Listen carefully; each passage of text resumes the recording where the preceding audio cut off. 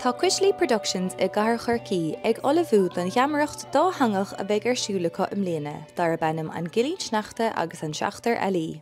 So tá de cleachta ó míhearfór gachéon deir seachtainna, agus tá 10 seo ar siúla going ón 10 ládaigh go dtí an 7 ládaigh de mí na Nollag. Tá seónna ar siúla going de scolanna, comá le seónna ar rinne deir seachtainna do gachéine, agus tá sé rúnach do gachéine comá, tá sé rúnach do daoine óige, daoine fásta, agus daoine ghuiil ghuiil an lífácha, nó daoine nachhfuil mór an ghuiil an acha. Tá mi sé Gilín Sneachta i Gilín Sneachta agus an Seachtar Eala is van frinsa í, tá si anna cróga bhíonn si a canna i gcónaí agus is charactar an scríobh í le a lán foiineamh.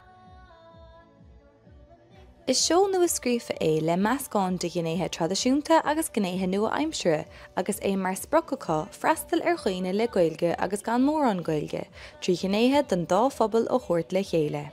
An rudí enimí ag an nar tá míad chuir seo le chéile, ná chuir míad an popcultúr mar chrí lár an seo, agus an son tugad míad gnéithe den tradiisiún Gaelach isteach chuig an bantu an son.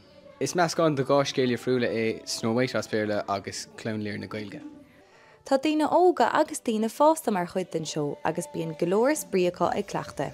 Tá tú ag déanamh níos mó corda agus tá sé anna bha.